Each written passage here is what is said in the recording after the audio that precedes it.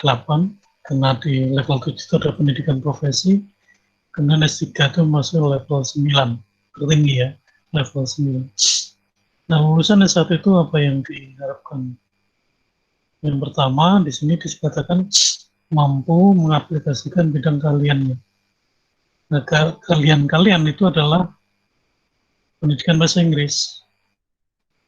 Ya, artinya setelah dinyatakan lulus itu ini kalian harus mampu menerapkan pendidikan bahasa Inggris ini dalam berbagai jenjang ya, baik di tingkat dasar, menengah, bahkan mungkin di perguruan tinggi.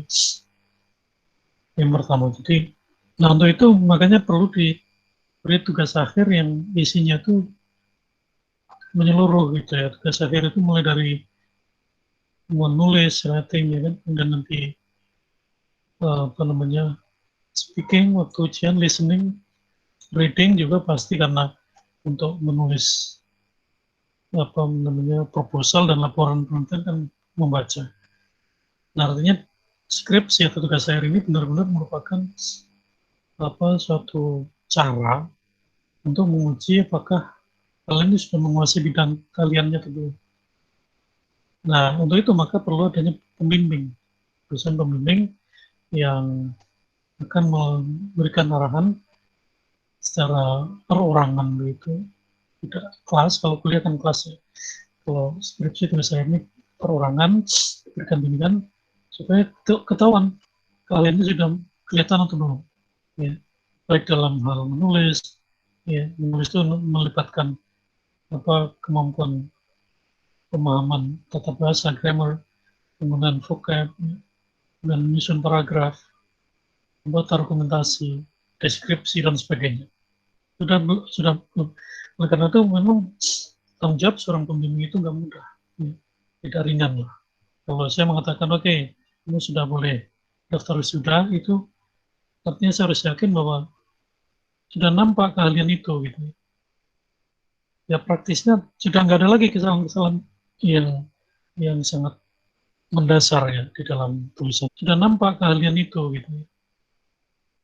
Ya praktisnya sudah nggak ada lagi kesalahan-kesalahan yang yang sangat mendasar ya di dalam tulisan-tulisan itu. Kalau masih ada kesalahan-kesalahan mendasar itu ya tentu saya belum yakin, belum bisa mengatakan oke, sudah boleh wisuda ya. Jadi kenapa revisi ini menjadi apa namanya sangat penting. Oleh karena itu saya mengharapkan ya lebih serius lah gitu ya mengerjakan revisi ini. Jadi jangan asal-asalan gitu. Kalau asal-asalan nanti malah jadi lama gitu. Oke. Jadi saya hanya menuntut begini. Coba jangan membuat kesalahan-kesalahan yang mendasar seperti kesalahan spelling, dan kesalahan dalam mengaplikasikan pengetahuan tentang tenses. Itu aja masih belum pada ngerti. Nah, bagaimana bisa diluluskan atau diperbolehkan untuk sudah kok keahliannya saja belum kelihatan. Membedakan mana simple present, mana simple past belum bisa. Yang namanya laporan, gitu ya. Yang namanya laporan itu kan uh, ungkapan dalam bentuk bahasa untuk menyatakan peristiwa yang sudah lewat. Ya. Nah, dalam bahasa Inggris kalau peristiwanya sudah lewat, mesti bentuknya lampau. Ya. Jadi itu keahlian yang harus muncul. Ya. Tapi kalau misalnya dalam laporan, dalam tesis atau skripsi ini kan laporan. Ya. Laporan apa? Laporan penelitian. Penelitian sudah dilakukan, sudah selesai, ada hasilnya, baru kemudian dilaporkan. Berarti kan ada dua pekerjaan ya, penelitian dan laporan. Penelitian selesai, baru dibuat laporannya. Artinya apa? Ketika membuat laporan, itu penelitian sudah selesai. Kalau sudah selesai, kalimatnya apa? Berbentuk lampau. Itu mendasar, pengetahuan mendasar. Itu disebut ahli dalam apa pendidikan bahasa Inggris yang kayak gitu ini penting gitu ya. Apalagi itu menjadi kriteria ya untuk S1 level 6 itu mampu mengaplikasikan bidang keahlian. Kalian apa ya? Bahasa Inggris. Bahasa Inggris itu konkretnya apa ya? Ya grammar, ya vocab, gitu kan. Nah ini tugas akhir ini memang menjadi filter ya. Filter terakhir untuk melihat sejauh mana bidang keahlian ini dikuasai dengan baik. Ya, jadi itu yang pertama ya. Kemudian yang kedua, menguasai konsep teoritis bidang pengetahuan tertentu secara umum. Ya. Ada yang linguistik, ada yang ELT, ada yang literatur. Harus menguasai ada teori umumnya apa. Misalnya kalau ELT ya, pengajaran bahasa Inggris, saya akan meneliti soal speaking, atau reading, atau writing. Lalu ada teori umum tentang itu, teori umum tentang learning, tentang teaching. Lalu ada teori khusus tentang reading. Reading lebih khusus lagi, nanti ada teori tentang macro skills of reading, ada teori tentang micro skills of reading. Itu harus dikuasai, ya. Teori-teori itu dikuasai. Jadi nggak boleh kalian bab 2 itu nyontek gitu. Kalau nyontek pasti nanti di bab 4-nya akan nggak ngerti gitu. Kesimpulannya pasti nggak akan dimengerti. Kalau ditanya apa kesimpulan penelitian ini, bingung jawabnya itu. Ya. Jadi ketika ujian tugas akhir itu kan selalu ada kan dosen yang menanyakan apa kesimpulan penelitian ini. Itu sebenarnya menguasai nggak sih teori-teori. Kalau kalian menguasai teori, membuat kesimpulan itu nggak sulit, gitu ya, nggak sulit. Jadi selama ini yang saya temukan hampir semuanya itu bukan kesimpulan, itu masih masih berupa rangkuman, ringkasan ya, belum kesimpulan. Kesimpulan yang baik itu harus didukung oleh penguasaan teori. Ya. Artinya ketika saya menyimpulkan, ya saya mengatakan bahwa pengajaran reading di kelas ini sudah berhasil, itu kesimpulan. Itu artinya apa?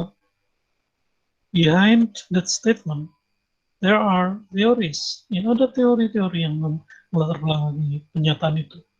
Hanya secara umum ada keterampilan makro yang sudah saya ukur, sudah saya nilai, hasilnya di atas KKM, lalu keterampilan mikronya juga di atas KKM, maka saya mengatakan pembelajaran reading di kelas ini setelah ini berhasil dengan baik. Ya, itu yang kedua. Yang ketiga, mengambil keputusan. Jadi kalau orang akan melakukan sesuatu, dia akan, ini cara yang kita lakukan ya dalam proses pembimbingan tugas akhir ini kalian belajar bagaimana memperoleh kebenaran prosedural gitu. Kebenaran yang atau pengetahuan prosedural. Pengetahuan kebenaran yang diperoleh melalui cara-cara yang sistematis. Dari mulai membuat proposal, membuat instrumen penelitian, pengumpulan data, analisis data, kemudian menyimpulkan atau menarik kesimpulan, kemudian mengambil keputusan, oh ya, saya akan putuskan bahwa penelitian sudah selesai, karena hasilnya sudah ada. Atau putusannya bahwa ini belum selesai, masih harus lanjutkan, karena hasilnya belum ada, karena saya masih belum mengerti. Jadi informasi dan data yang dikumpulkan itu dipakai untuk mengambil keputusan, bukan keputusan yang diambil secara secara emosional gitu ya. Tapi harus ada dasarnya, ada basis pembenarannya yang berupa data dan informasi yang dikumpulkan secara terstruktur. Ya. Kemudian yang keempat, bertanggung jawab pada pekerjaan sendiri. Jadi kalau nanti sudah bekerja, ya nggak bisa melempar tanggung jawab itu. Waduh, ini bukan saya Pak, ini kayaknya guru yang lain. Padahal itu tanggung jawab kita. Jadi ini integritas dari kesatuan antara 4 kriteria ini menjadi bagian yang harus kalian tunjukkan melalui tugas akhir ini. Saya tidak tahu ya kenapa ketika saya memberikan masukan ya melalui bimbingan itu masih saja selalu muncul mahasiswa yang ini sudah diberi masukan tapi kembalinya masih sama ya, kesalahannya masih sama. Belum belum ada perbaikan. Apa kalian tidak bisa membuka ini ya, jadi saya kan pakai pakai Note ya. Kalau dibuka di laptop kalian itu akan muncul tanda begini. Ini artinya ada note, ada komentar, ada arahan gitu ya dari saya untuk ditindaklanjuti. Nah ini tinggal klik aja ya, diklik di gambar ini nanti akan muncul komentarnya. Apa komentarnya gitu. Jadi jangan saya curiga jangan-jangan kalian nggak bisa buka ini ya, sehingga sudah diberi catatan tapi nggak ada perbaikan gitu. Nah kalau dibuka diklik itu akan muncul ini ada catatan komentarnya di sini. Ya. Jadi ini bagian ini saya coret karena salah. Kalau udah dicoret ya udah dibuang. Karena ada masalahnya Pak, yang dicoret itu maksudnya begini, waduh ini kan apa sih? Begitu susahnya memahami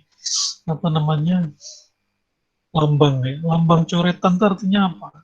Artinya kalimat kata-kata itu salah dan itu harus dibuang. Tapi sering nanya itu yang dicoret diapain Pak? Loh, ini kenapa gitu loh. Kalau memang benar-benar nggak ngerti berarti kalian belum layak untuk lulus S1 gitu. Karena ukurannya 4 tadi kan. Jadi keahliannya belum kelihatan. Jadi orang ahli itu mestinya bisa membaca dong. Kalau dicoret ini artinya ini salah, ya salah. Apa saya harus nulis ini di sini komentarnya? Bagian yang dicoret itu salah, tolong dibuang, dihapus. Apa harus begitu? Gitu. Wah itu cara berkomunikasi anak-anak kecil itu, bukan calon sarjana yang atau sarjana yang sudah dinyatakan lulus dalam ujian lisan ya. Jadi saya nggak ngerti ini masalahnya apa sih, kenapa ketika saya memberikan komentar itu kok tidak diperhatikan gitu ya, tidak di tidak dilaksanakan gitu. Jadi saya memberi catatan di sini. Kesimpulan itu harus meliputi dua hal karena problem yang dibahas itu dua hal, setting dan nilai-nilai pendidikan karakter. Jadi kesimpulannya ya begitu ya. Ini Claudia ya. Ada Claudia ya. Claudia ada nggak? Halo? Ada Bapak. Bisa dengar ya? Iya, iya. Bisa dengar ya. Jadi kalau ada bagian yang saya beri warna, itu artinya ini kebetulan ya, koreksi dari saya. Ya sudah, kalian tinggal ngikuti aja, jangan lalu kembali ke yang lama gitu ya. Coba ini perhatikan di sini. Objectives, ini kan jamak. Maka to be-nya harus were. Ya. Tidak boleh is atau was. Itu kesalahan mendasar tadi ya. Jadi kalau menyebut kalimat the objectives of the study is, wah itu udah kesalahan fatal itu. Itu artinya saya belum bisa untuk merekomendasikan ke TU. Oke, boleh. Karena TU selalu nanya, Pak, ini masa boleh daftar sudah belum? Sudah desis belum? Kalau memang masih ada kayak begini, saya bilang belum. Itu belum saya sisi. Ya. Jadi coba ini lebih serius lagi ya. Kalian harus cermat betul ya, melihat ini.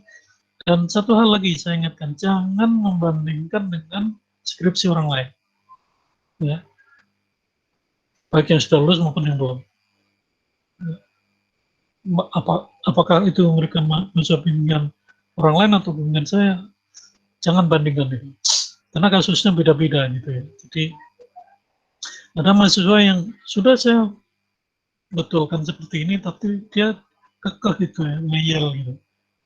Lalu dia bilang, Pak kan yang betul, ya kalau kamu yakin betul, tunjukkan mana referensinya, bukunya mana. Ya. Tapi dia tetap nggak mau berubah, ya sudahlah daripada cuma satu kata dia lalu tertunda-tunda wisudanya kan, ya akhirnya saya biarkan lah. Karena dia memang nggak bisa nggak bisa dikoreksi gitu. Karena saya tahu ada orang-orang yang merasa benar gitu, salah tapi merasa benar. Ya.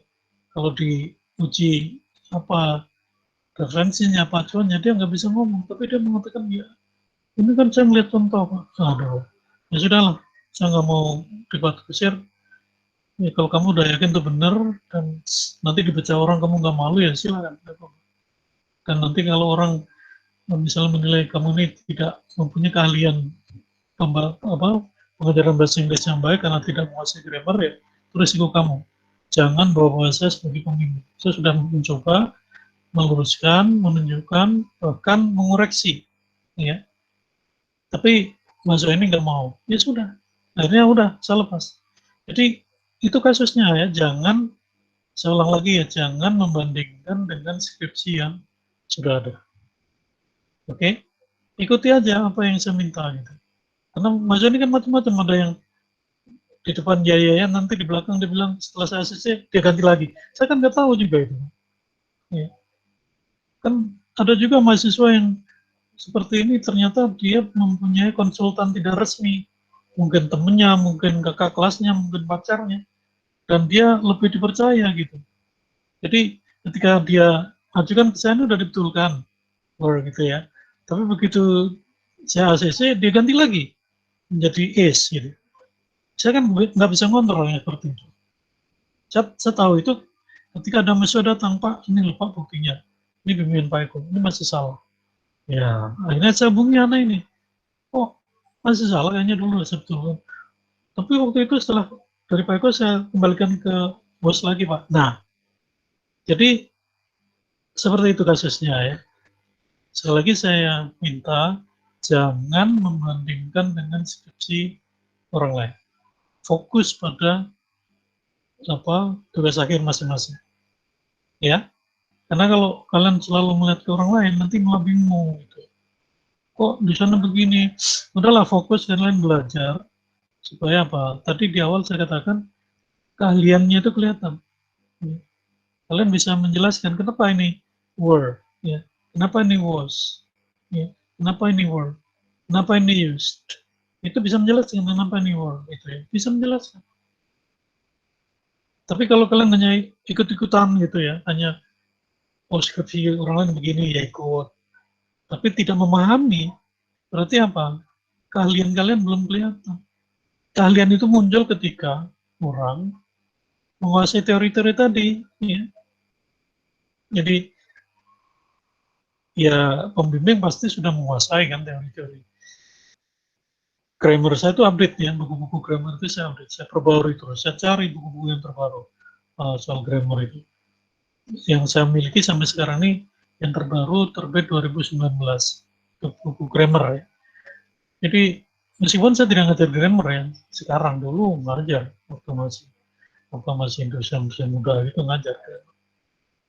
Itu saya terus selalu update itu perbarui buku-buku grammar, buku tentang speaking, reading, listening, writing, semuanya. Jadi jangan sampai saya ini sudah dianggap ahli, tapi nggak ngerti. Nah itu kan jadi salah lagi nanti. Nah saya tidak ingin kalian mengalami hal itu ya. Jadi kalau memang salah harus terima, oh iya saya salah. Oke? Kalau salah lalu diperbaiki. Itulah gunanya pembimbing. Oke? Nah kemudian kata kunci ya 1, 2, 3, 4.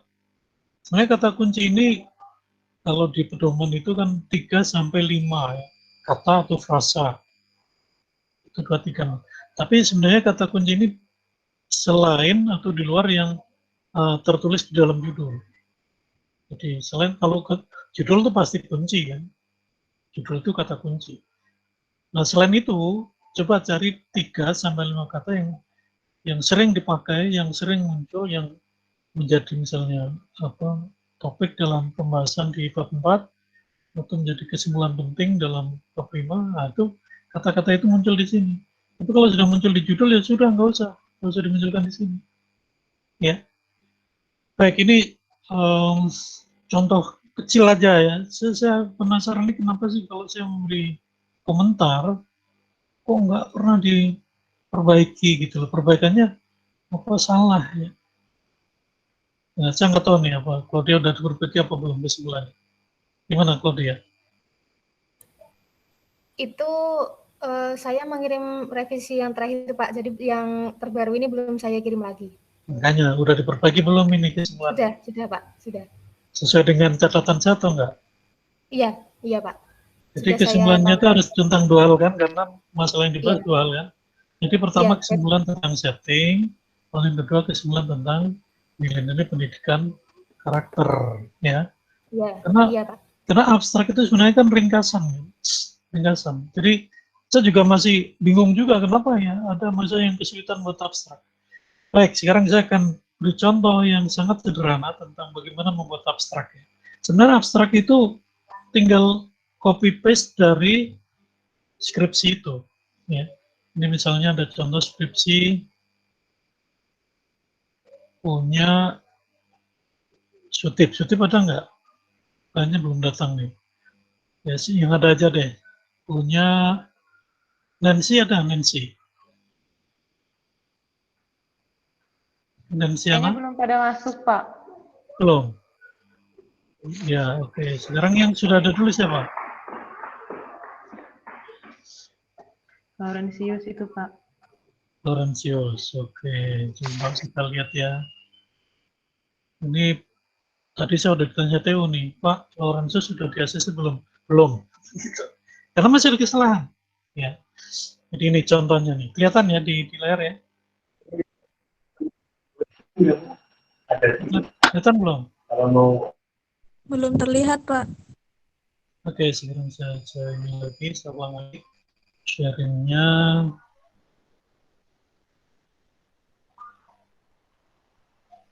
Punya Laurentius. Oh, nih.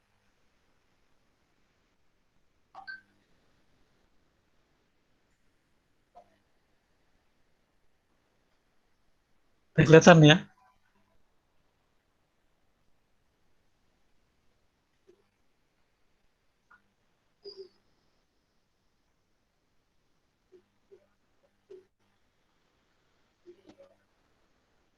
Sudah kelihatan belum? Punya Laurentius.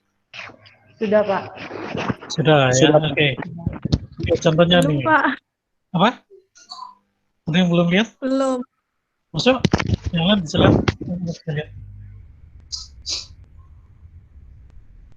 Jadi misalnya ini judul ya. Ini Laurentius itu menggunakan Uprising, judul album itu, dia masih pakai tanda kutip. Hanya saya hilangkan tanda kutipnya, lalu saya beri warna biru supaya dia perhatikan ini loh pembetulannya. Ya. Jadi kalau sudah saya beri warna biru itu artinya tinggal mengubah warnanya jadi hitam lagi aja, nggak usah diganti yang lain. Karena ini koreksi dari saya gitu. Kemudian ada penambahan misalnya di sini the attainment of a bachelor's degree ya. Ada, jadi kalau ada warna-warna biru itu nggak usah diganti yang lain, tinggal diganti warnanya aja. Nah itu sudah saya betulkan. Kesalahan itu sudah saya betulkan. Terus ini ya, English Language Education Department. Tadinya apa saya lupa. Kemudian nama UST itu resminya kan Universitas Sarjana Tahun. Saya udah pakai begitu aja, nggak usah diterjemahkan. Ya. Jadi begitu aja, nggak usah diterjemahkan menjadi university, nggak usah. Oke, contoh yang lain ini sudah saya ganti, ini yang biru-biru ini koreksi dari saya, aslinya hitam. Nah kalau sudah begitu tinggal diganti warnanya aja, nggak usah apa, nggak usah dikembalikan ke yang lama. Gitu. Nah, acknowledgement itu mestinya orang pertama ya acknowledgement itu. Acknowledgement itu mesti orang pertama. Jadi bukan the writer, tapi I. Ini belum saya betulkan. The writer, ya, ini akan saya coret. Oke, kalau coret nanti tinggal dihapus ya. Kemudian saya ganti dengan I. Ya. His, karena tadi the writer, his, ini akan saya coret lagi. Ya. Saya ganti apa? Diganti apa di sini? Hai. Pak, ini tidak kelihatan, Pak. Ya, Tidak kelihatan. apa maksudnya, Pak? Blank di situ. Iya, Pak. Yang lain bisa ngeliat nggak? Kelihatan, Bisa, Pak. Pak. Bisa. Oh, kan? Bisa, Pak. Kamu pakai Itu apa? tanda pakunya diklik sebelah kanan atas kalau yang belum kelihatan. Nah, Di mana? Di mana? Klik di mana? Bagian kanan atas ada tanda paku.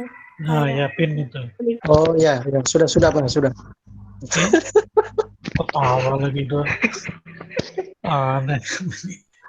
Nah ini tuh writer diganti dengan, jadi ini cara saya ngorek begitu, saya coret, lalu diganti dengan Mi. ya mi. Jadi begitu, ini harus dibaca kata demi kata ya. Kalau merevisi itu jangan main cepet-cepetan aja. Saya heran juga, baru setengah jam udah ngirim balik. Waduh, ini nggak beneran ini revisinya ini. Ya. Jadi kalau ngerevisi kayak gini ini lama. Ya. Dan saya akan sampaikan yang pernah saya sampaikan di meeting sebelumnya itu, mungkin saya akan memberi contoh ini ya 1-2 halaman lah. Tidak mungkin saya koreksi sampai dari ujung ke ujung, dari halaman pertama sampai halaman terakhir ini. Nggak mungkin. Jadi tugas kalian karena kalian ini sudah dianggap ahli, tinggal melanjutkan, sudah diberi contoh. Oh ini salah, harus diperbaiki begini, ini salah. Ya. Ini juga ganti. My. Nah, udah tinggal melanjutkan. Jadi jangan apa namanya, sudah dilupakan, nggak disalahin, yang disalahin cuma yang di atas, yang bawah nggak. Waduh, itu kembali lagi jadi anak kecil ya gitu. Jadi saya ulang lagi, saya tidak mungkin mengoreksi kata per kata dari halaman pertama sampai halaman terakhir, nggak mungkin. Ya, kalau itu saya lakukan butuh waktu sampai 1 bulan 2 bulan gitu. Ya. Sementara kalian pengennya kan cepet-cepet juga. Gitu. Nah, Sialgas ya, kalau kalian ngoreksi seperti itu ya sambil belajar, ya sambil belajar teliti, ya. Belajar untuk hati-hati. Nah ini,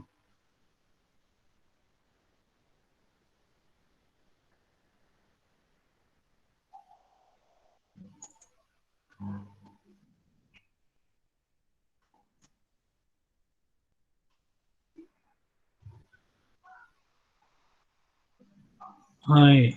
Kalau I maka belief-nya juga dihilangkan S-nya, I believe. Idenya juga hilang ya.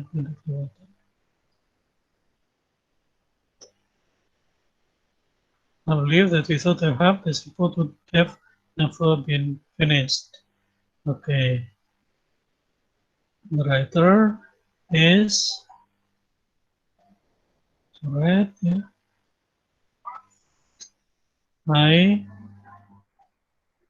was intended to many people for the help and support. Before ini kalau melanjutkan bisa nggak apa Lado? Sudah, Pak. Sudah sedang Hah? diproses. Sedang Iya, dikerjakan. ya, makanya ini harus sambil kamu, kalau mau cepet ya, itu harus dikerjakan dengan teliti. Jangan asal Ya, cepat. Pak. Oke? Sudah Jadi saya periksa, Pak. satu Dan persatu sudah. dilihat gitu ya. Itu caranya. Baik, sekarang saya ingin menunjukkan bagaimana sih cara membuat apa namanya, membuat abstrak. Nah, saya akan tunjukkan dulu pedomannya ya, pedomannya. Pedomannya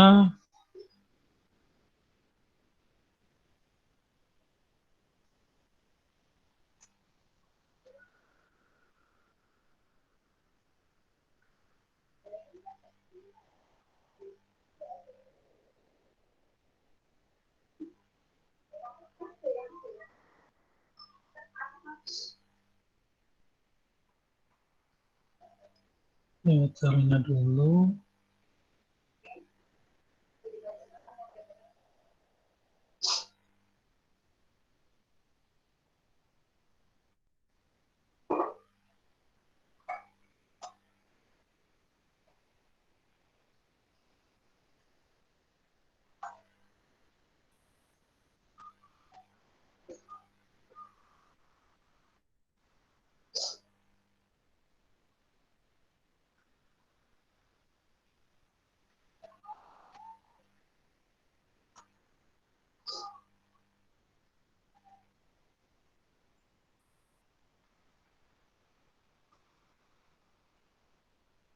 Nah, yang lain sambil mengoreksi ya. Contoh-contoh yang tadi sudah saya berikan tuh coba dilihat di skripsi masing-masing sambil dikoreksi. Nanti kalau ada masalah nggak jelas atau bingung gitu silakan tanya ya, nanti saya beri waktu untuk bertanya.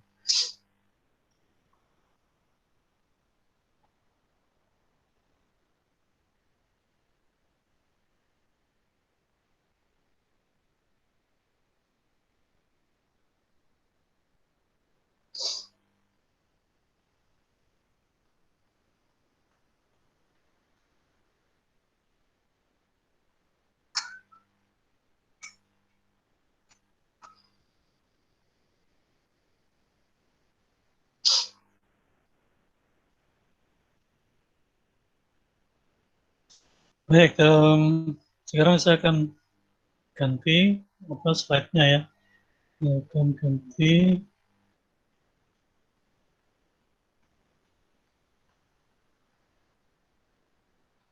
dengan slide tentang abstrak. Nah, oke, udah kelihatan ya. Jadi judul itu tidak boleh lebih dari 14 kata. Coba dihitung judulnya masing-masing. 14 atau lebih. Jadi harus kurang dari 14 kata. Ini misalnya 1, 2, 3, 4, 5, 6, 7, 8, 9, 10, 11, 12, 13, 14 ya. Pas. Ini ada contoh 14 kata. Kemudian nama ya, nama dan nama lembaga, ya, Prodi, English Language Education Department, Universitas Sertifikat Mahasiswa. Kemudian nama pembimbing without any academic title. Ini ada nih, dan ini sering terjadi itu. Udah dicoret, gelarnya masih muncul lagi. Bahkan baru nanya, itu gelar memang nggak boleh dulu. Nah, ini pedomannya, kita tuh kan ngikutin pedoman. Ikuti pedoman. Pedoman penulisan jurnal itu atau artikel di jurnal itu nggak ada penulisan gelar-gelar itu, nggak ada. Cuma nama aja. Ya. Jadi dari mana itu? Ya dari ketentuan yang dibuat oleh pengelola jurnal itu. Dan ini berlaku internasional, bukan hanya di Indonesia. Jadi untuk jurnal itu tidak diperlukan menyebutkan gelar, cukup nama. Ya, ini jelas di sini. Without any academic title. Kemudian abstrak, keywords. Ya, keywordsnya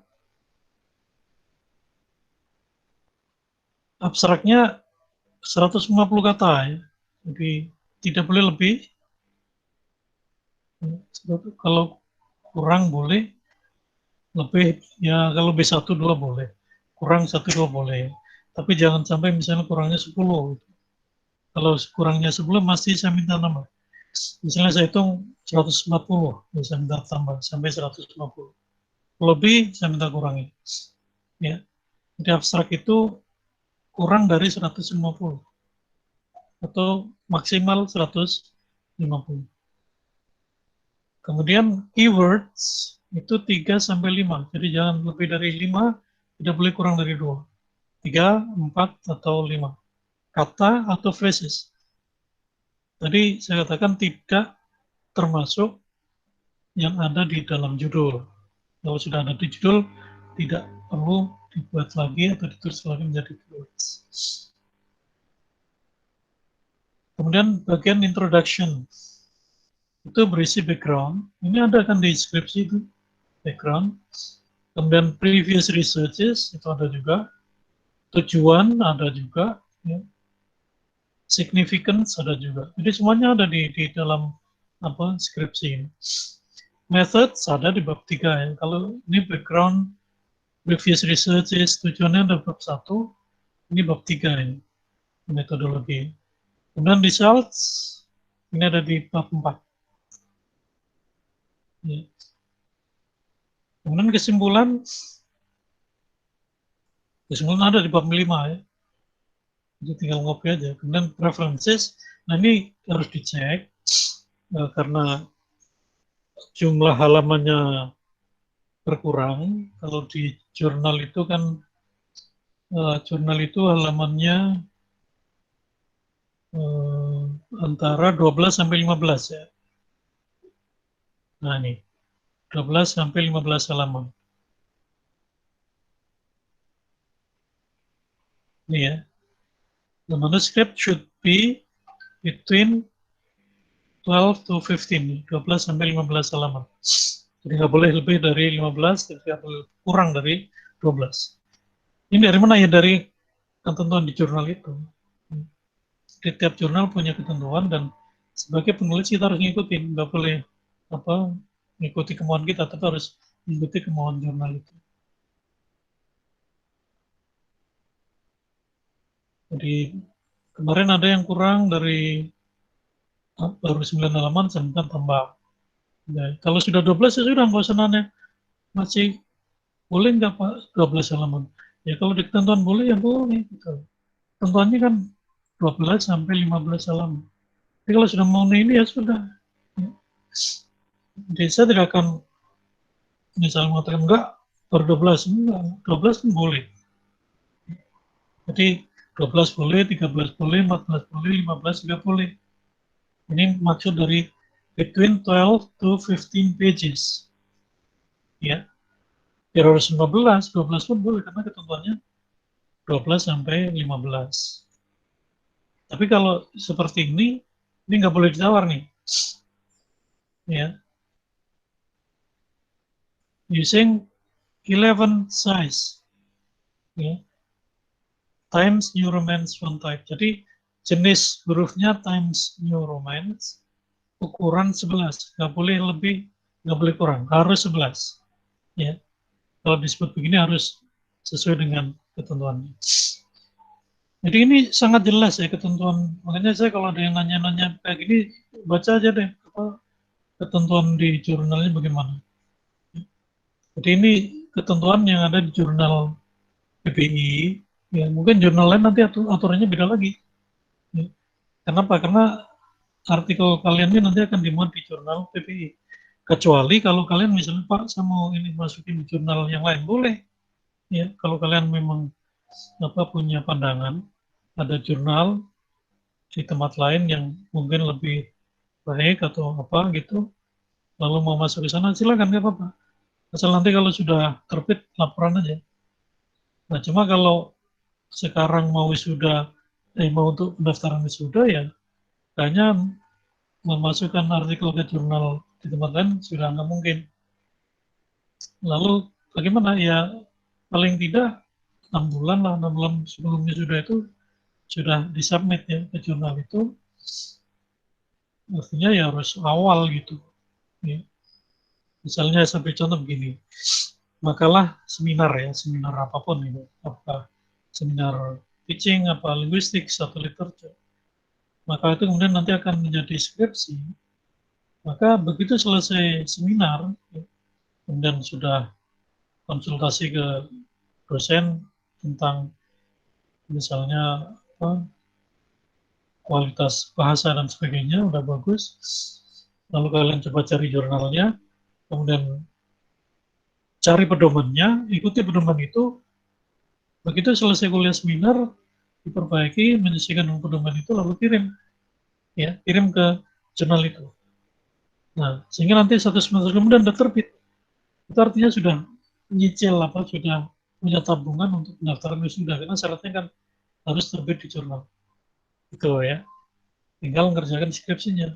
Jadi tidak skripsi dan jurnal. Kalau seperti ini kan dua pekerjaan kan. Skripsi, selesai baru jurnal. Sebenarnya jurnal ini bisa ditulis sebelum skripsi. Caranya yaitu tadi, makalah seminar, itu ada 3 seminar ya. Itu bisa ditulis ulang dengan menyusikan dengan pedoman di jurnal yang akan dituju itu. Kemudian itu nanti akan terbit di sana. Untuk mendaftarnya sudah cukup ditunjukkan aja buktinya. Ini loh, sudah terbit, bukti acceptance letternya ada, surat penerimanya ada, itu sudah bisa untuk dipakai dalam pendaftaran sudah. Jadi tidak harus jurnal PPI ya, boleh jurnal di tempat lain.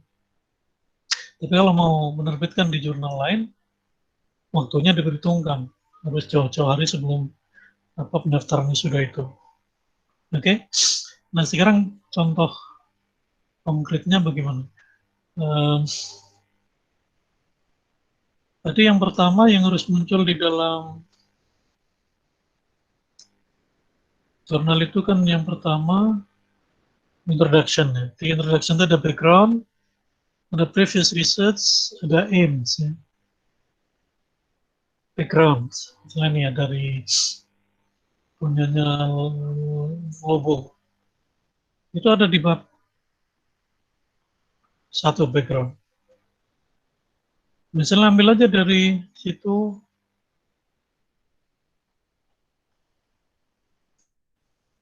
background yang memang benar-benar menjadi alasan, ambil dari situ 2 alinea aja, copy ya.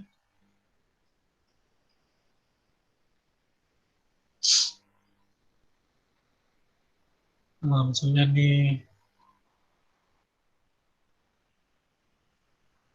ini saya ngopi dari skripsinya Lobo ya. Saya pindah ke sini, nanti sudah ada nih. Apa namanya backgroundnya masuk ke sini. Nanti tinggal ditata lagi marginnya, spasinya.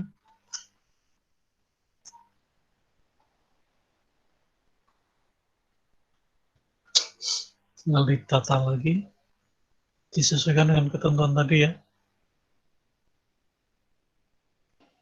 Mohon maaf Pak, Ya, itu ada Nancy teman kita yang mau masuk tapi katanya nggak bisa masuk.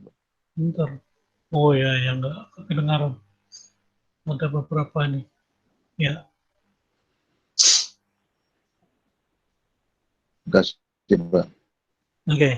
Jadi ini tinggal nambahnya aja di sini background.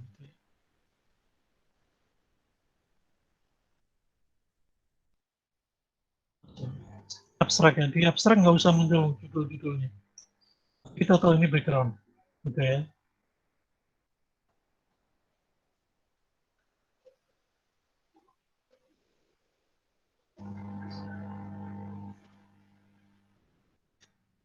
Kemudian setelah background,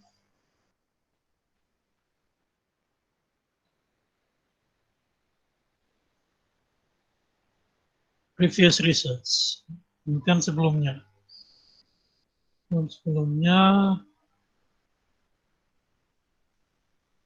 Copy aja, di copy dari sini, dari bab 1 ya. Ini ya, ini.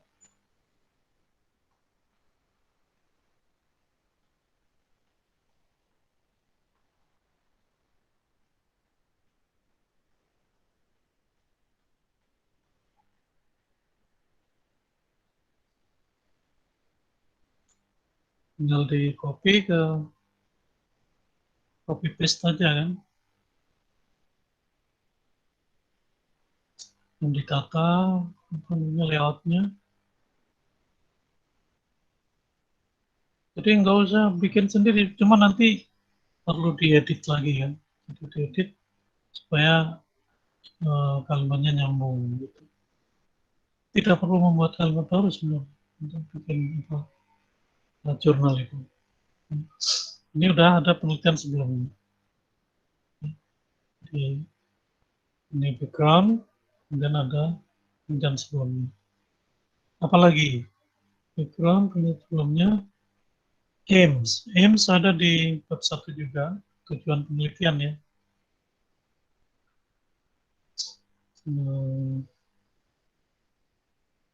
Di bawah problems itu ada aims ya, di sini ada 2. Ini nanti harus diedit ya kalimatnya karena dalam abstrak, dalam jurnal itu ini nomornya nanti dihapuskan. Ini dihapuskan, lalu diedit jadi satu alinea gitu. Nomornya dihilangkan. Jadi tujuannya ada 2 kan, to describe the types of, ini tadi ininya dibetulkan dulu ya, penulisan apa namanya, uprising-nya. Jadi tidak usah pakai tanda kutip. Pakai tanda kutip itu judul lagu, judul puisi, tanda kutip. Tapi kalau nama album lagu atau judul kumpulan puisi itu sama seperti judul buku atau judul film.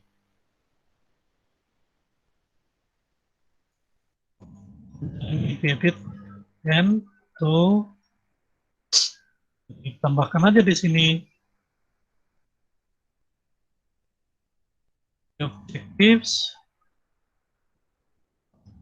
of research or lupa ya, tentunya lampu karena penelitiannya udah lewat. To describe the types of language and operation of by Mali and the Wales and to analyze the functions of.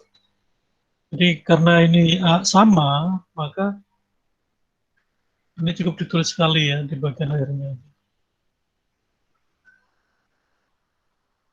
Or to describe types of languages and to analyze the function of languages used in a present form by, itu caranya ya, diedit.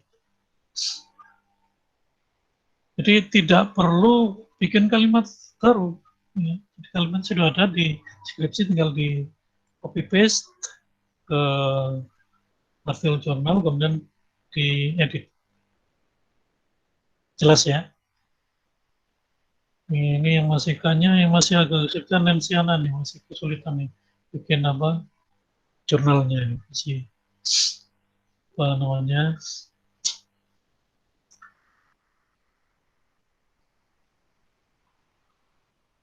Oke, setelah itu, jadi pedoman itu sebenarnya di print, ya, di print, sehingga setiap saat itu dilihat, saya masih apa, signifikan. Ada di situ di bawah tujuan tadi, methods, ada methods, ya, tinggal pindah dari bab 3. Results and discussion, gak usah semuanya, ya karena ada batasan 12 sampai 15 halaman. Nah, sekarang bagaimana dengan abstraknya, khusus abstrak. Nah, saya melihat kebanyakan kesulitan di sini nih, menulis abstrak. Abstrak itu isinya juga 3 hal itu kan. Jadi mulai dari tujuan, ya, tujuan penelitian, itu artinya lebih ringkas lagi karena abstrak itu kan artinya ringkasan. Tujuan penelitian, metodologi, dan hasil atau kesimpulan. 3 hal itu ya. Kita lihat dari jurnal tadi sudah tujuannya sudah ada belum? Udah kan, tadi tujuannya 2 ini. Nah ini tinggal di copy untuk membuat abstrak. Di copy, diberi judul di sini abstrak itu.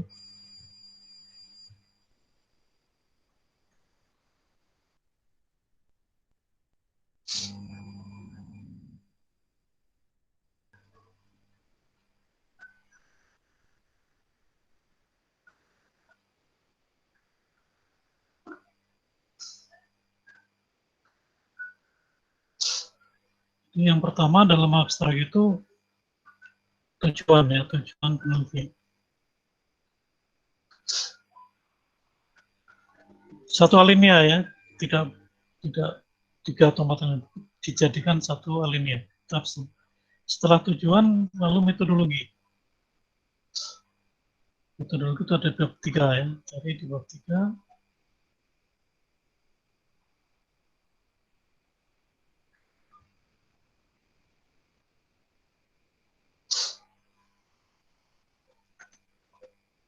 Metodologi itu yang paling penting yang muncul di abstrak itu adalah bagaimana data dikumpulkan. Okay.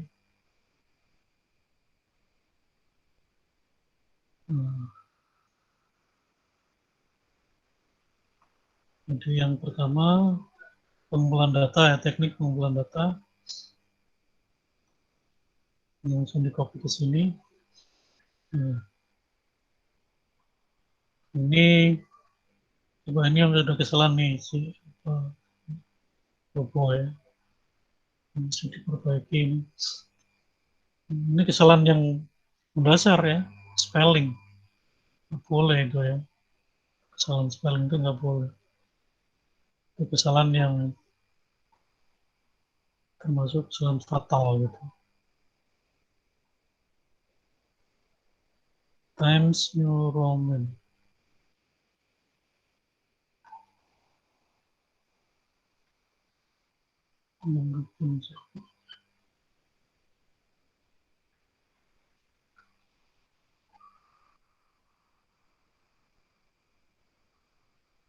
Dokumen maksudnya apa? Nah ini kalimatnya kayaknya tidak betul ya. Tidak bisa menjadi in collecting data. Harus apa? Collecting data.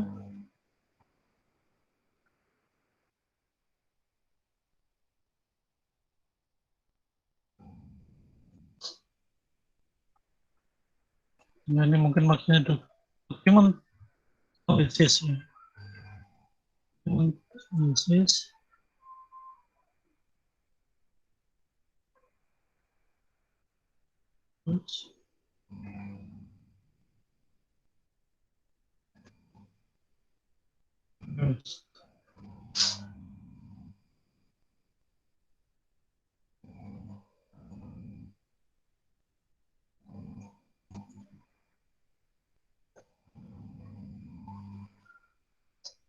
Analisis teknik.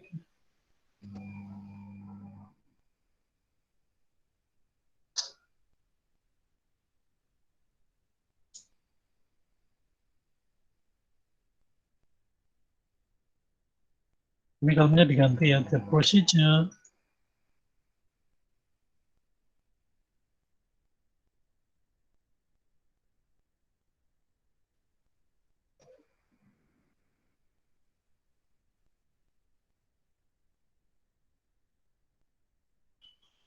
Including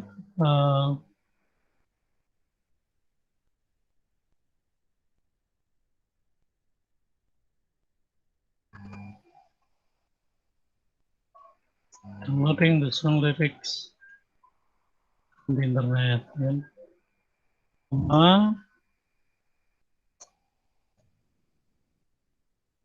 Kemudian karena ini dimulai dengan active participle ya, collecting, downloading ini juga pakai juga. Reading the song lyrics for several times. Kemudian selecting.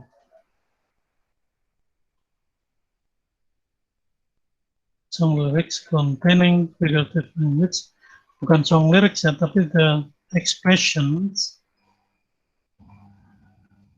Yang dicari ekspresinya, liriknya.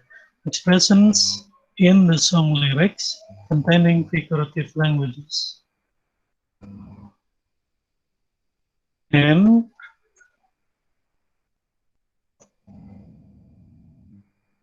taking notes. Notes of song lyrics, the expressions containing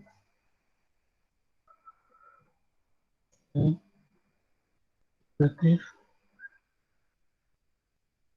languages.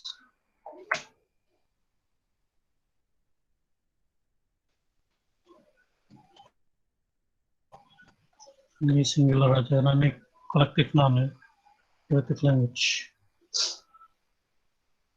Nanti masih di dalamnya kan ada jenis-jenis apa creative language apa aja, personification, ya, kemudian ada similia dan sebagainya.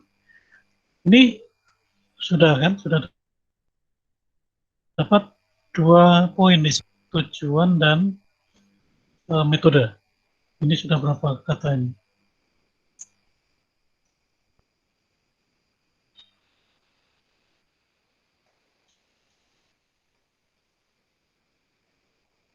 Nggak bisa ngitung loh. Yang bisa ngitung di MS Word. Entah apa saya. Ini sini udah 107 kata. Ya, 107 kata.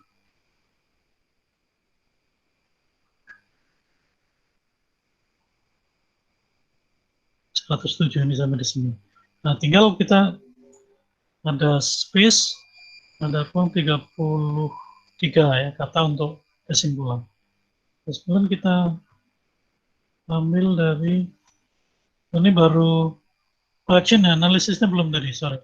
Analisis data.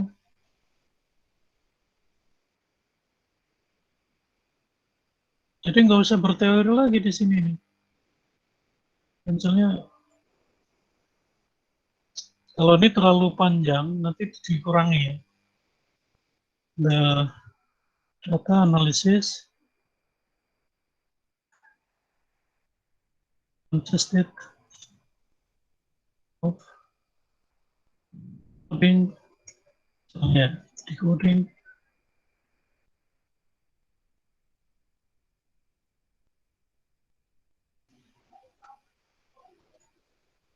information.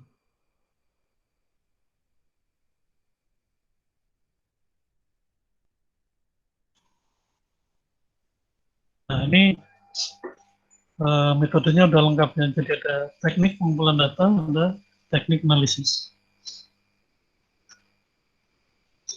Kemudian kita masuk ke kesimpulan, langsung ke bab 5. Kesimpulan bab 5, tinggal ngopi aja dari sana. Ada 2 ya. Types. Mana masukannya, mana kesimpulannya mana?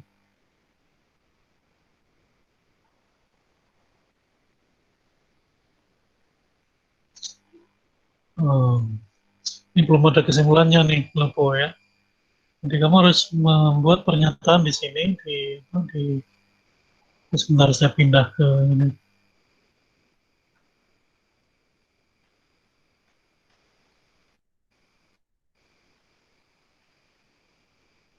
Pindah.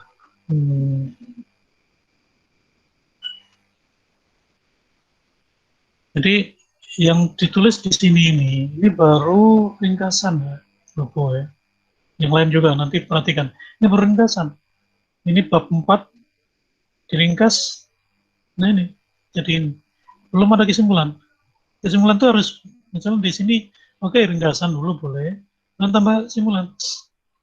Penggunaan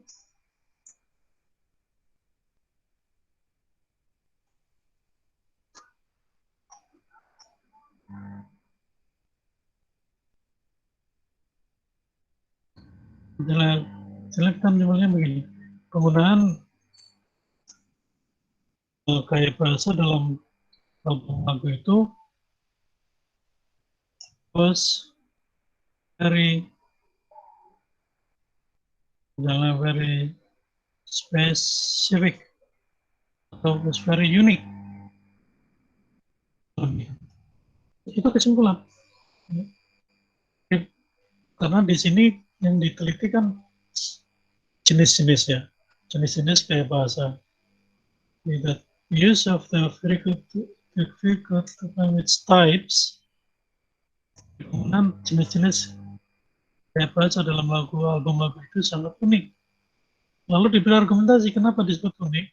Karena misalnya gaya-gaya itu tidak ditemukan di lagu-lagu penyanyi yang lain. Misalnya begitu. Ya. Which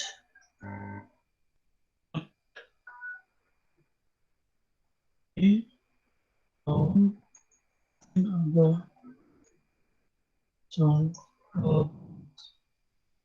Udah, itu kesimpulan. Jadi tidak hanya merangkum, meringkas, tapi juga menilai.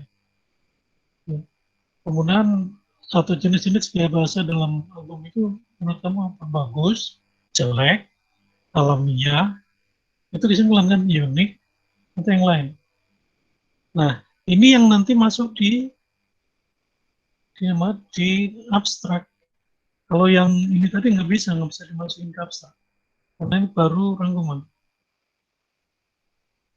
Abstrak tentu harus ditambah ya. Ada kesimpulan. Kemudian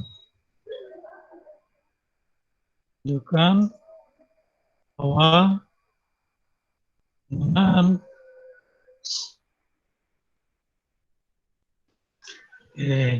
terus kesimpulan yang kedua fungsi. Nah ini kesimpulannya apa? Bagus apa jelek apa bagaimana? Ya. Ini masih ada kesalahan. Jadi saya belum, dan saya tidak akan sampai ke sini ya memberi contoh koreksinya. Ini nanti dibetulkan sendiri ya. Di penulisan judul album masih pakai tanda kutip. Ya. Artinya kalau sudah dibetulkan di awal, tinggal ngikutin aja yang di belakang ya sama, tinggal dibetulkan aja. Ini kesimpulannya apa? Misalnya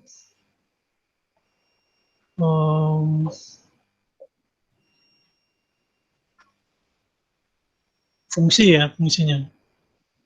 Misalnya the function of the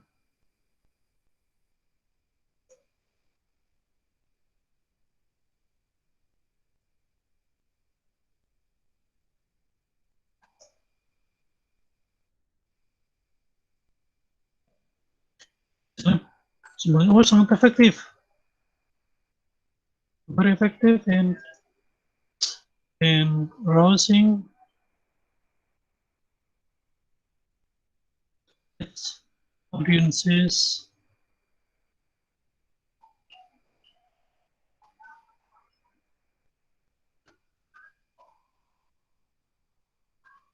emotion. Jadi fungsi dari penggunaan gaya bahasa itu sangat efektif dalam membangkitkan semangat pendengarnya. Nah, masukin lagi sini.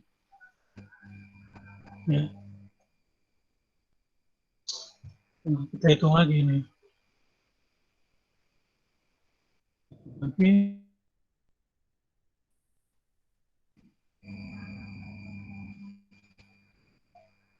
(164) ya. Jadi ada 14 kata harus dikurangi. Ya, ada 14 kata yang harus dikurangi. Ini jumlahnya 164.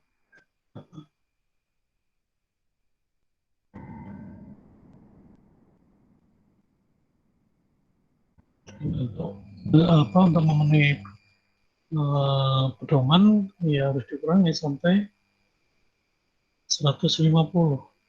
Nah, nanti pengurangannya di misalnya di pengumpulan data ini tidak usah disebut satu-satu, digabung.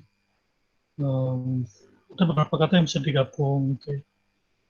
Seperti itulah ini contoh cara membuat abstrak ya. Artinya abstrak itu ya sudah ada di dalam skripsi, tinggal kita pindah ke jurnal di bagian awal ini, kemudian diedit lagi,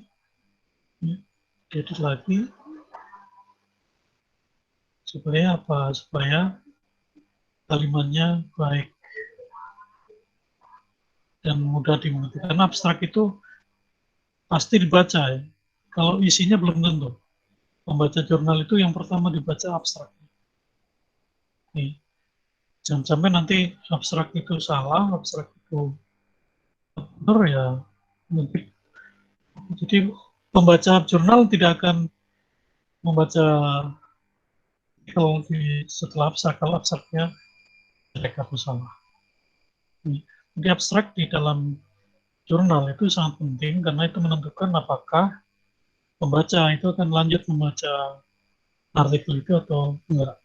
Kalau abstraknya bagus, ya ditulis dengan bahasa yang menarik, itu akan dibaca. Tapi kalau enggak, artikelnya akan dibaca.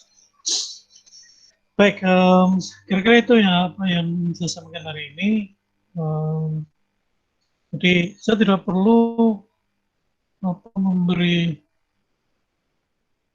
catatan ya seperti ini saya ingin tunjukkan lagi nih contoh yang lain ya. Ini kalau ada mau nanya silakan nanya ya. Kalau ada yang mau nanya silakan. Apa? Sambil melihat ini sambil nanya.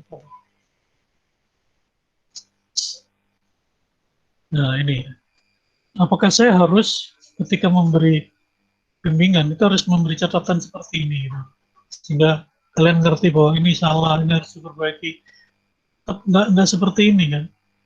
Jadi misalnya ini, saya beri tanda kemudian saya beri catatan. Ganti penulisan judul seperti ini. Kan nggak perlu seperti itu. Ini kan kalau anak SD, anak SMP kan seperti ini. Artinya judul ini dimanapun berada setelah halaman ini, ya, di halaman yang lain sampai halaman terakhir diganti ya. Jangan yang diganti cuma di depan-depan aja. Tadi seperti punya Lopet tadi kan ternyata Bagi Simulan juga salah nulis judul album Uprising gitu ya, masih salah.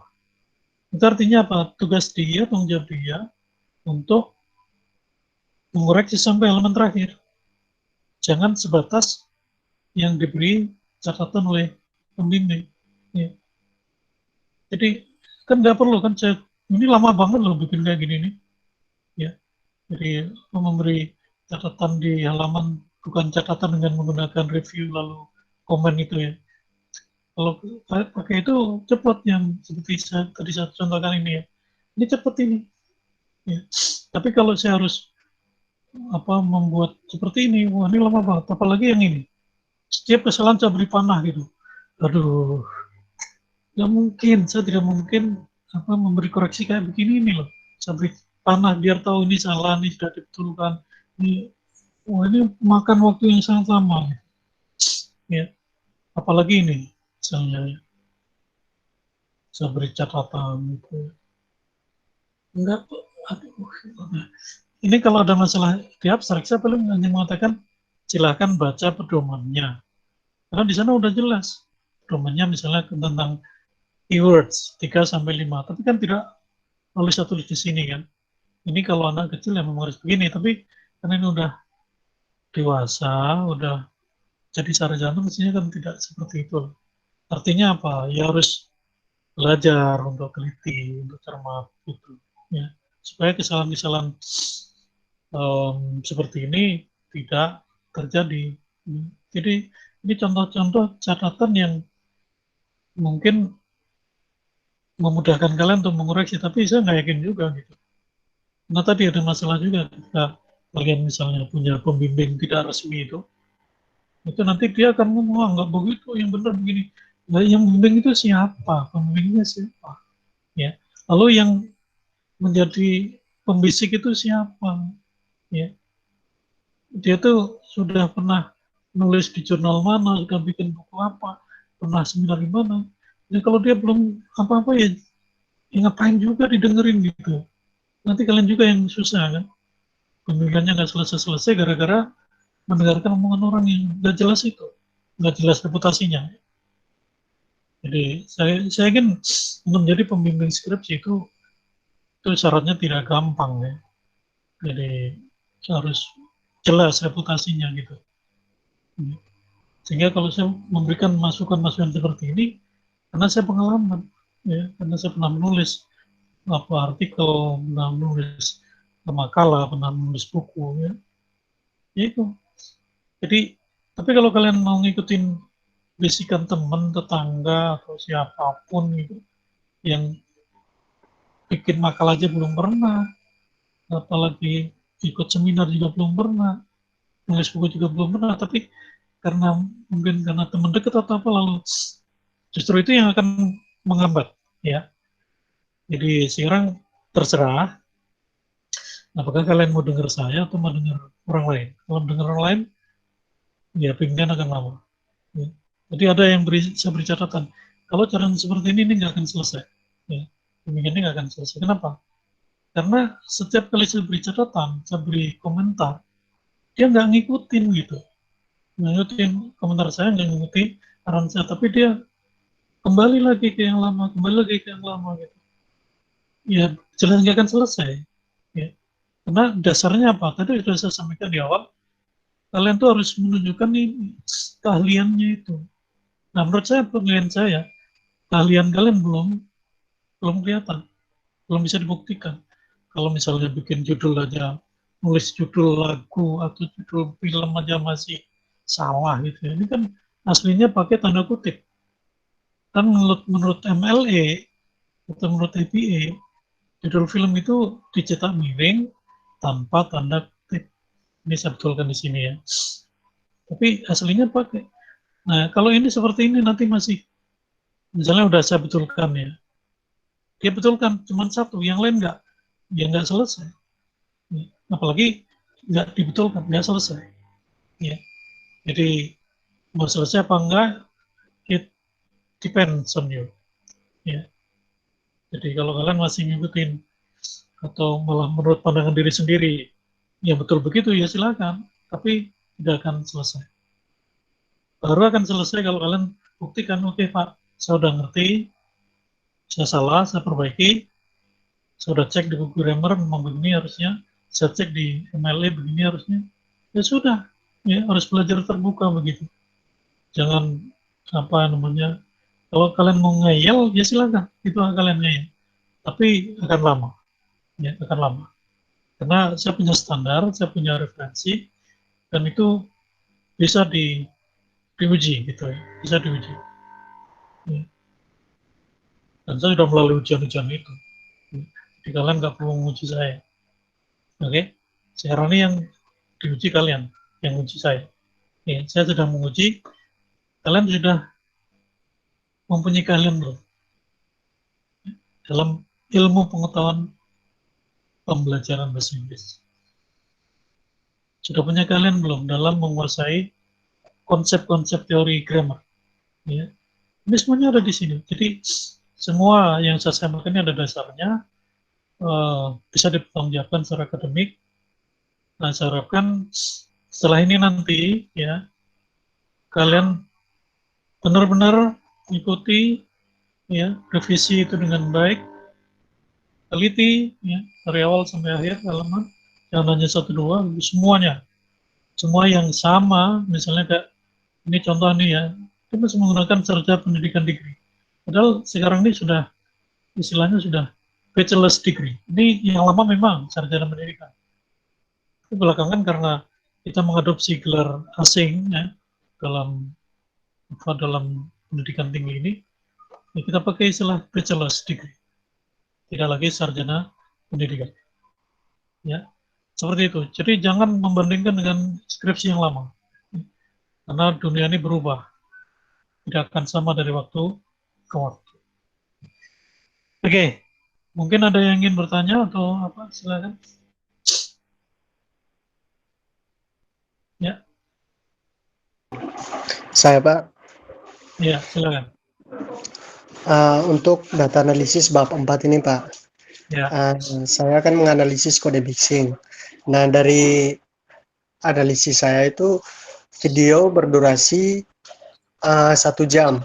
Di sana ada beberapa setiap kalimat yang diucapkan itu selalu ada kode mixing yang di sana. Apa saya perlu analisis semua dari menit pertama sampai terakhir Pak, untuk bagian data analisis saya. Jadi ini harus diluruskan dulu di metodologinya ya. Metodologinya di situ disebutkan data berupa apa? Data yang kamu akan analisis itu berupa apa? Berupa ungkapan atau berupa ungkapan dalam bentuk teks atau ungkapan dalam bentuk video.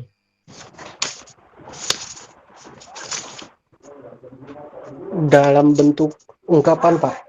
Ya, ungkapannya berupa tulisan, rekaman video atau teks. Rekaman video, Pak. Nah, itu nanti ada kesulitannya kalau datanya berupa video klip kan. Iya. Ada satu code mixing itu lalu dipotong gitu ya, menit berapa sampai berapa. Kesulitannya apa? Memasukkan video klip ke skripsi itu nggak mungkin. Kecuali kalau kamu menguasai teknologi pembuatan e-book ya. Sekarang ada teknologi memasukkan video ke dalam teks itu ya. Iya. Tapi kalau tidak menguasai itu aplikasi itu ya sebenarnya datanya berupa teks saja, ya. Bukan video klip tapi berupa teks. Artinya apa? Rekaman ini interview ya. Iya, interview, Pak. Rekaman interview itu ditranskrip dulu ke dalam bentuk tulisan, teks ya. Nah, nanti acuannya syukur-syukur kalau sudah ada transkripnya di internet. Kalau belum ya berarti ditranskrip sendiri. Ya. Nanti Iya, Pak. di metodologi begitu ya. Jadi data dalam penelitian ini adalah ungkapan dalam bentuk teks yang berasal dari interview antara siapa dengan siapa, ya kan, berlangsung sekian menit. Nah, transkrip ini kemudian dicek validasinya dengan cara mengulang setelah ditulis, diketik, kemudian nonton lagi, dicek lagi sampai 3 kali. Kalau sudah tidak ada kesalahan dalam transkripsinya, berarti itu sudah valid.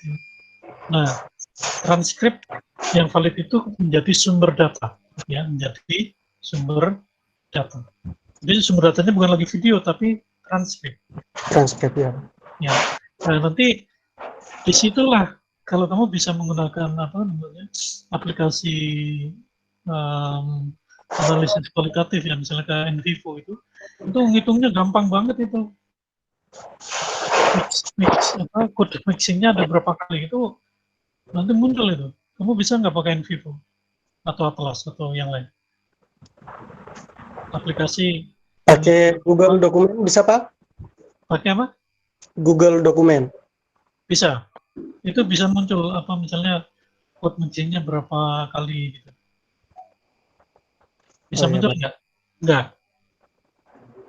Sebenarnya pakai MS Word itu bisa juga menghitung itu. Ya. Kalau tahu sih caranya. Tapi kalau nggak tahu aplikasi itu ya berarti dihitung manual. Ya. Code mixingnya semua. Jadi semua ya. Semua Ya. code mixing yang ada di transkrip itu ya dihitung. Tinggal nanti klasifikasinya kan. Code mixing kan macam-macam. Oh, iya. Jadi yang pertama semua code mixing diambil. Ya, diambil. Ya. Biasanya pakai note cards ya. Pakai kartu catatan. Jadi bikin note cards itu ya semacam kartu lah mungkin sebesar ini ya. Sebesar ini satu kertas folio dibagi 6 gitu. Tapi pakai kertas yang tebel lah, jangan folio apa KVS ya. Pakai kertas Manila gitu. Itu tuh mencatat ungkapan-ungkapan yang berisi code mixing itu. Ya. Itu namanya data. Sehingga nanti kalau ujian ditanya mana data kamu, tunjukin kartu-kartu itu. Ini kartu berisi code mixing nomor 1, nomor 2, nomor 3. Nanti diurutkan ya dari awal sampai akhir nomornya. Oke? Baik, Pak. Jadi semua ya, jangan hanya satu lah. Nanti setelah kartunya lengkap, selesai ya, misalnya dapat 100 gitu atau 200, baru diklasifikasi. Code mixing tipe 1, lalu dikumpulkan jadi 1. Yang tipe 2 jadi sendiri satu kelompok. Tipe 3 satu kelompok. Sehingga nanti muncul dalam tabel ya. Code mixing tipe 1 ada sekian ungkapan, tipe 2 sekian ungkapan. Ini proses analisisnya begitu. Ya. Sehingga nanti ketika proses mendekode ya, menafsirkan, itu gampang gitu. Oh, code mixing ini yang dominan ternyata code mixing tipe sekian, karena ada sekian data. Ya, dan pendekatannya tidak boleh murni kualitatif ya kalau seperti ini. Campuran ya, kualitatif dan kuantitatif. Oke. Baik, Pak. Atau kalau enggak ya malah ke kuantitatif aja. Jadi nanti lebih mudah itu. Dihitung aja berapa data untuk mixing tipe berapa data untuk ini. Tapi semua ya, nggak boleh hanya satu dua aja. Karena namanya penelitian kan semua. Dan kalau dalam penelitian linguistik ini teks atau video interview itu namanya corpus, ya, corpus based research. Jadi penelitian yang berbasis corpus artinya kamu hanya berfokus pada hasil interview itu aja. Di luar itu nggak dibahas, ya. Makanya harus ditranskrip dulu. Udah jelas ya? Baik, Pak. Sudah. Oke. Silakan yang lain. Saya Pak Oke. Lobo. mau nanya Pak yang cuma di bagian lembaran pengesahan Pak. Jadi kalau misalnya lembaran pengesahannya saya kan yang dirubah sama di cover itu kan beda Pak. Maksudnya sama lembar pengesahan itu beda-beda. Itu ikut yang mana Pak sebetulnya? Beda-beda yang gimana?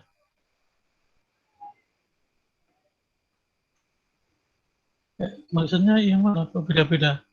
Jadi lembaran pengesahan yang saya dapat yang sudah dikirimkan ini sementara, apa saya harus rubah lagi untuk tulisan yang ikut yang cover yang pernah Bapak rubah itu? Ya itu kan isinya kan sama aja kan, dari cover ke pengesahan itu kan sama aja. Cuma di situ ada nama pembimbing, penguji ya. Oh, Tapi kalau judul, kemudian bachelor thesis, kemudian submission-nya itu kan sama sebenarnya. Ya. Jadi sebenarnya dari halaman judul sampai pengesahan tuh sama isinya itu. Cuma beda di situ ada nama pembimbing, ada nama dekan gitu ya. Coba ini dilihat nih di sini nih. Saya tunjukkan ya.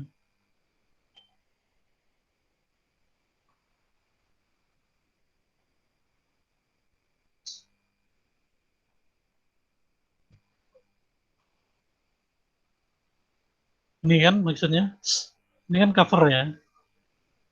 Udah lihat belum? Halo? Sudah, iya Pak. Pak, iya Pak, sudah. Ini ya. Ini ke dalam-dalam kan sama sebenarnya isinya. Cuma di dalamnya ada, ini kamu belum bikin ya di sini ya. Coba saya perlihatkan yang lain. Nah,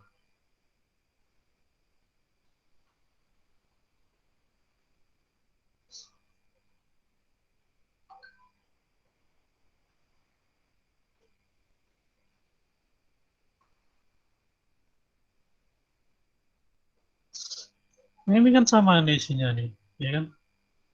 Jadi ini halaman judul luar, ini halaman judul dalam, tapi isinya kan sama ini, tulisannya kan? Ini ya. Kemudian,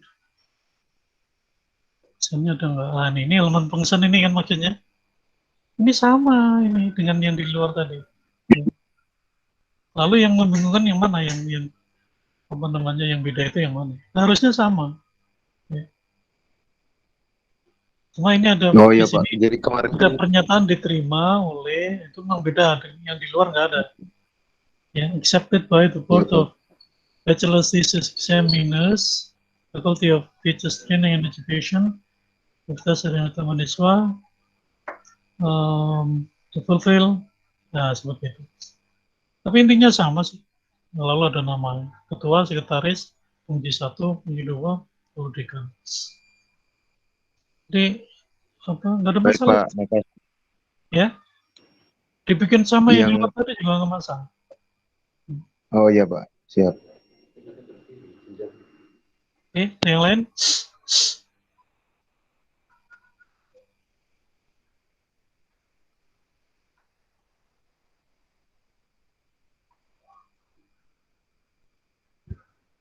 Saya ingin bertanya, Pak.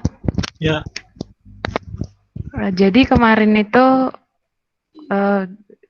sebelum direvisi itu saya pakai untuk ini di bab 3 ya Pak. Itu saya pakainya approach of study-nya itu pakai yang feminism approach. Tapi kemarin setelah direvisi di bab 2-nya, Bapak minta untuk hilangkan aja feminismnya karena sebenarnya fokusnya bukan itu. Tapi kemarin itu terlanjur di bab 3-nya saya pakai yang feminism approach. Jadi sekarang saya kebingungan Pak, mau ganti untuk approach-nya pakai approach yang apa ya Pak? Tadi ini saya sempat cari, itu ada mimetic approach. Apakah itu related gitu Pak sama movie? enggak lah. Kalau feminist approach itu kan dalam memahami tema, kan, bukan pengumpulan data. Bab 3 itu kan pengumpulan data, ya. Ya. Jadi harus dibedakan loh. Approach itu kan macam-macam. Di bab 3 itu, di bagian awal kan research approach ya. Iya, betul Pak. Itu kalau kita mengacu ke bukunya Creswell, itu kan dia membagi ada 3 pendekatan penelitian itu. Ada kuantitatif, ada kualitatif, ada mixed method. Nah, kamu pilih yang mana? Kualitatif, kuantitatif, atau campuran? Kalau saya Jadi di sini nggak ada kualitatif. urusannya dengan apa tuh feminist approach atau apa namanya tadi apa? Mimetic. Mimetic, nggak ada kaitannya. Mimetic approach itu kalau kita meneliti seni atau sastra ya khususnya, Ya. kita memandang sastra sebagai tiruan, ya. Itu nggak masuk di metodologi, itu hanya masuk di teori aja, ya. Jadi kalau di metodologi itu cukup disebutkan apa pendekatannya kuantitatif, kualitatif atau campuran. Ya, kamu pilih apa? Kalau saya kualitatif, Pak. Kualitatif, oke. Kalau pendekatannya kualitatif, maka nanti harus pengumpulan datanya kualitatif juga. Teknik pengumpulan datanya itu dimulai dengan data. Oh, data dalam penelitian ini berupa kata-kata, berupa kalimat, berupa frasa, berupa klausa, atau gambar, itu kualitatif. Oke. Tapi kalau data dalam penelitian ini berupa angka, itu kuantitatif. Kalau data penelitian ini campuran angka dan kata-kata kalimat, itu campuran namanya. Itu aja. Jadi metodologi itu jangan dibikin pusing ya.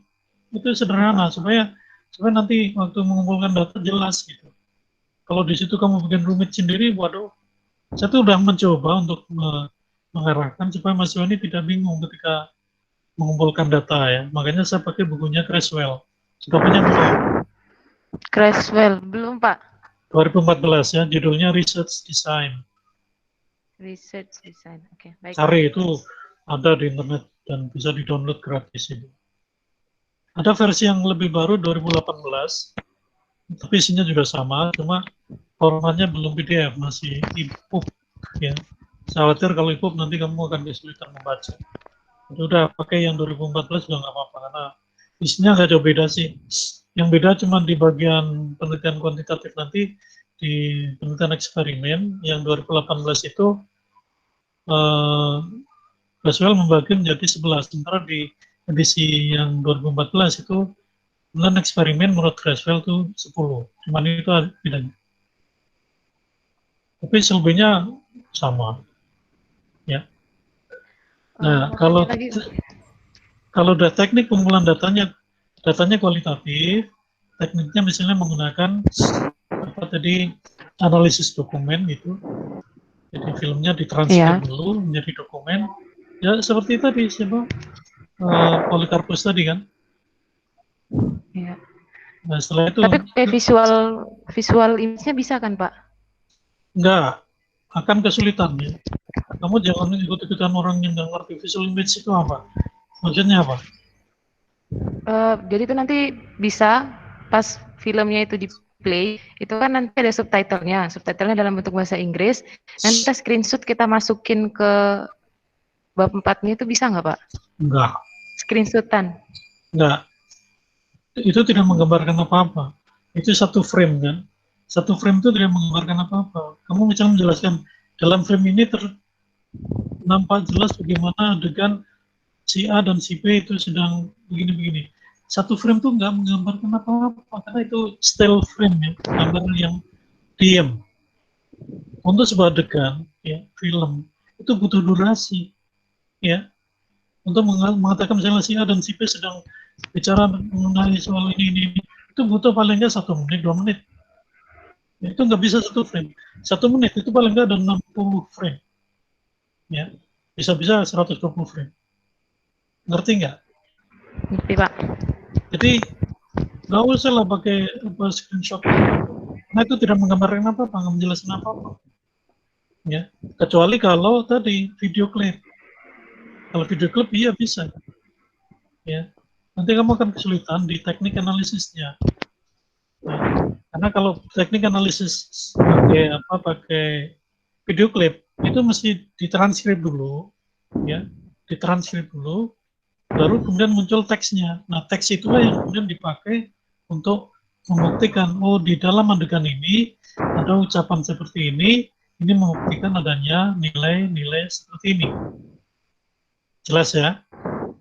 Baik, Pak. Jadi udahlah kamu nggak usah pakai itu gambar karena gambar di dalam media 2 dimensi itu nanti munculnya berupa still picture, gambar yang diam. Sementara yang ingin kamu gambarkan kan adegan kan? Iya, Adegan. Pak. Kalau adegan itu bukan gambar diam, itu mesti moving pictures, ya, moving pictures. Jadi gambar yang bergerak. Nah, gambar bergerak itu sebenarnya kan gambar diam yang diambil secara terus-menerus dalam durasi tertentu sehingga kelihatannya itu bergerak. Ya. Jadi teknologinya begitu. Tapi kalau di dalam penelitian yang seperti ini supaya kamu tidak pusing dengan data ya udahlah itu ditranskrip dulu ya film itu ke dalam atau kalau bisa mendapatkan naskah yang sudah ada di sana internet kita atau di mana cari transkripnya itu aja sumber datanya itu lebih mudah daripada kamu menggunakan videonya atau filmnya karena video itu kan 3 dimensi ya 3 dimensi nggak mungkin dimasukkan ke dalam media 2 dimensi tapi kalau kamu menggunakan media 3 dimensi itu bisa memasukkan media 2 dimensi itu bedanya ya oke? Oke, Pak. Nah, sehingga nanti di analisis data itu kalau datanya berupa kalimat atau klausa atau paragraf atau dialog nanti analisisnya bisa pilih antara content analysis atau discourse analysis ya. Nah, saya nggak bisa bayangkan kalau yang akan kamu analisis itu frame atau picture itu teknik analisis datanya berapa ya? Ya, content analysis ya pasti harus berupa video klip, ya, nggak bisa berupa frame gitu. Frame diambil screenshot itu hanya 1 frame, belum satu adegan, 1 kegiatan, 1 dialog. Ya. Ini sudah sering terjadi itu mahasiswa yang ngeyel pakai kayak gitu akhirnya harus diubah harus diganti dengan teks tidak dengan gambar. Jadi misalnya saya ikut nguji pembimbingnya orang lain gitu ya dia menampilkan itu foto-foto ini menggambarkan apa ini foto itu Pak mereka sedang berbicara mana bicara orang mereka diem aja emang bisa foto 1 menggambarkan orang bicara nggak bisa orang bicara itu harus tergambar dalam sebuah moving pictures bukan still pictures oke? Baik, Pak. Oke, di bab 3 gitu aja ya. Pendekatannya kualitatif, teknik pengolahan datanya pakai apa, analisisnya pakai tadi kan, content analysis atau discourse analysis. Cari ya referensinya. Baik, Pak. Oke, silakan yang lain.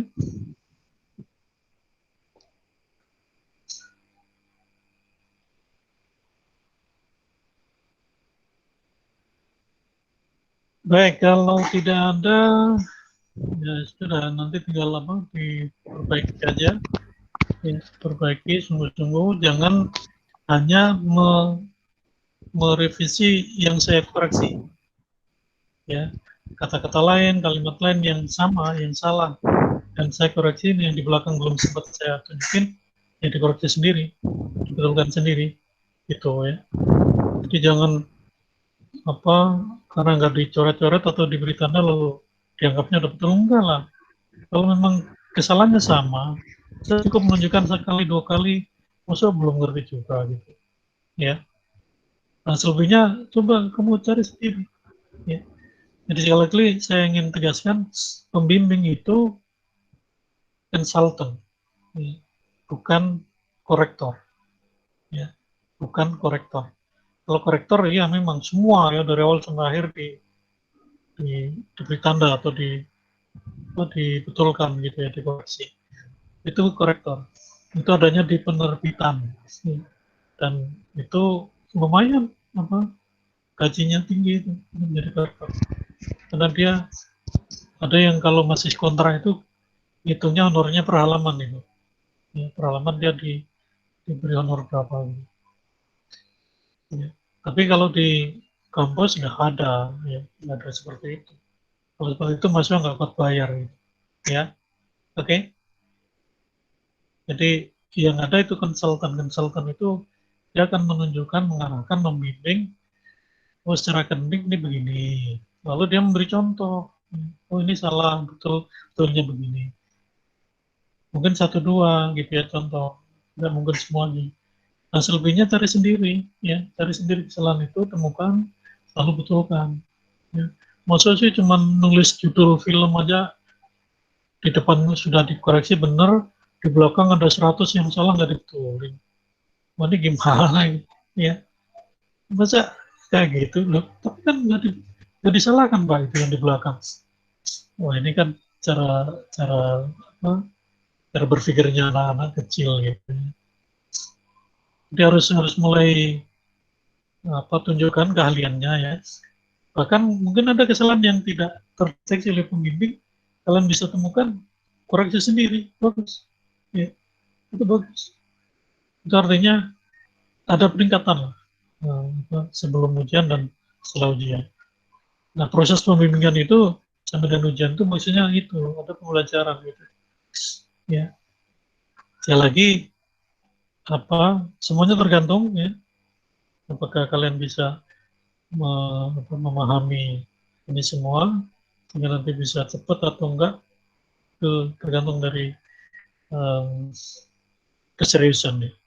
Biasa 100% harus lebih serius, lebih sungguh-sungguh ya, dibaca semuanya kata per kata, jangan sampai ada yang terlewatkan ya. Oke, terima kasih, thank you. Assalamualaikum warahmatullahi wabarakatuh. Waalaikumsalam, Pak. Waalaikumsalam, Pak. Oh, jawaban apa, Wis?